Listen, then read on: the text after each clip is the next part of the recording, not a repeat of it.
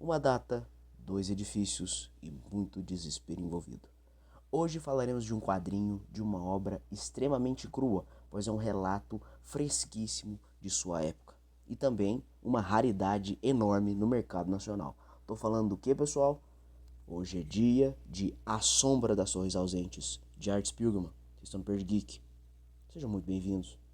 E aí, galerinha, espero que vocês estejam bem, tá? Estamos tentando retomar as atividades, como eu disse, tá? Devagar e sempre a gente volta nos eixos, né? Voltamos aí à ativa aos pouquinhos, beleza? Vou estar passando o material para vocês e antes gostaria também de falar do acabamento dele, tá bom? Antes de mostrar, porque eu vou ter que afastar uma edição enorme, o acabamento dela é muito singular, sabe? Ela é, digamos, uma capa mais rígida, assim como o próprio recheio. Não é capa cartonada com papel offset, não é capa dura com papel mais mole, não. É uma edição completamente cartonada, vamos falar assim, sabe?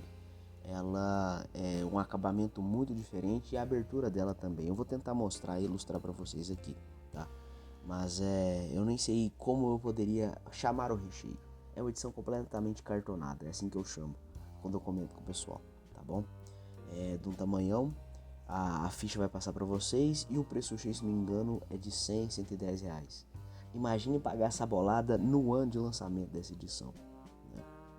Isso tendo em vista o salário da época e várias outras coisinhas. Talvez tenha sido por isso também que essa edição nunca foi reimpressa, porque eu imagino a facada que não ia ser. Mas, enfim, vou estar passando para vocês aqui, ó. Essa é a capa, tá bom? Esse é o reflexo da tela que eu uso para iluminar. Lombada, não sei se é o tamanho do bicho. Contracapa, vai pra você ver o acabamento. É uma edição, assim, muito bacana, muito chique. Pra época deve ter sido um luxo desgraçado.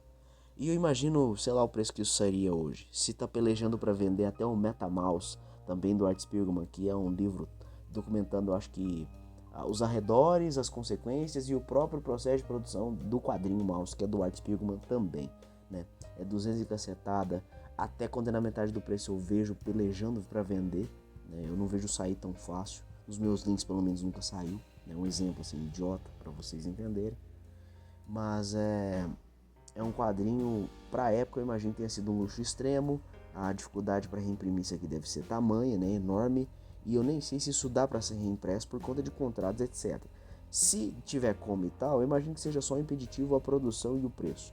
Porque eu vou estar mostrando para vocês aqui, vai até ser sem corte, tá bom? É uma edição, o acabamento dela é diferente, olha. Porque são pranchas, como se fossem pranchas de jornal, entendeu? Pranchas enormes. E a capa é cartonada. Tá vendo esse negócio? Não é defeito, eu também pensei que fosse. Mas é para acomodar a abertura das páginas. Olha para vocês verem. Tá vendo? Para vocês passarem as placas, as pranchas, né? Sei lá como é que poderia chamar isso. É para acomodar. E olha que legal. Fecha. É pensado para ser assim. É bem legal mesmo. E eu não sei se vai dar para ouvir o barulho da página, né? Não sei se vai dar para ouvir. É uma cartonada muito grossa, muito grande. A obra fala, pessoal, das experiências do Art naquele ano, né, durante o ocorrido mesmo, e algumas coisas depois, né? Alguns tipos de traumas, algumas desconfianças, uma raiva muito grande que ele sentiu de algumas coisas, algumas atitudes dos políticos da época, algumas posturas da gerência federal ali, né? Das figuras de poder da época, né? Ele fala um pouco do que veio antes, muito do durante e uma beiradinha do depois. Porque esse quadrinho, eu não lembro se foi lançamento simultâneo no Brasil com o lado de fora, tá? Vocês tirem aí de base pela ficha do guia, beleza? O que é bacana nessa obra, claro que alguns comentários ficaram datados, né? Porque nada como dar tempo ao tempo.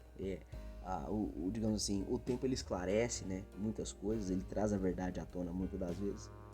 Mas é bacana ver como registro de época a obra, sabe? Porque ele bate na direita, bate na esquerda, fala do político, fala da guerra, fala de um monte de coisa. Ele expressa a contrariedade dele, ele fala o que ele queria, né? Que é muito bacana, é muito legal, assim. Se não me engano, isso não saiu originalmente nos Estados Unidos dessa forma de encadernado. Foram tiras encomendadas para um jornal de fora, não lembro se da Alemanha ou da França. Tem nos textos da edição, tá? E é bacana porque ele não dá só a porrada, não fala das coisas da política. Ele também ele abre mais sobre a própria vida. Eu tenho curiosidade, quero comprar. Eu acho que ainda tem para comprar, assim, eu tenho que conferir na realidade. um quadrinho chamado Breakdowns, que também é dele. Dizem que tem muita coisa ali dos tempos da Raw, que é a revista que ele fazia. Dizem que é massa pra caramba, ela foi muito inventiva, muito vanguardista, muito porra louca, né? Ele com a esposa dele lá fez e tal. E esse Breakdowns fala muito da vida dele, do processo quadrinístico, né? E de várias outras coisas. De certa forma, complementar o mouse no quesito de vida particular, não tanto do bagulho falando do pai do Art, sabe?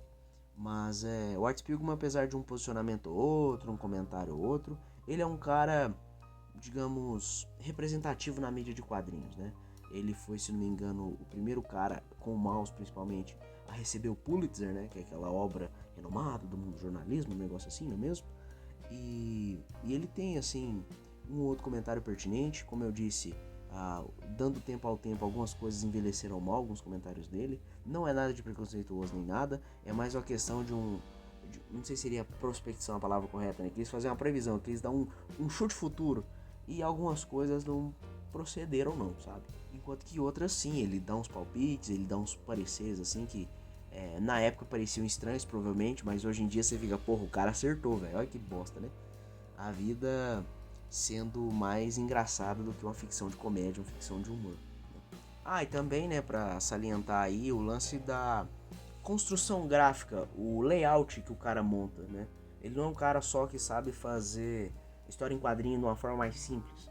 Ele é um cara que entende design, ele entende outros quesitos assim artísticos e consegue montar, né, outras formas, designs arrojados, umas coisas mais diferenciadas, mas são bem legais assim, as composições dele e não só as próprias histórias dele, umas outras coisas.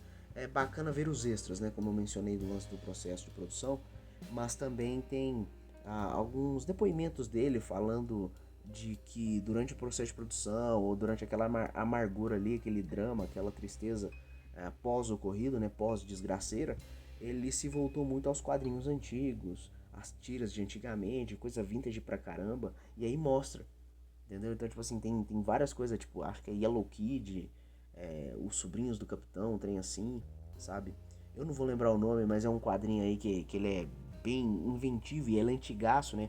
Se você lê ele assim, ele é de uma forma, mas se você botar de ponta cabeça, além de ser uma outra forma, a mesma ilustração, uma outra narrativa, ela segue. Então você começa, vira de ponta cabeça, continua assim. E é bem legal, é quase como se fosse um ciclo, né?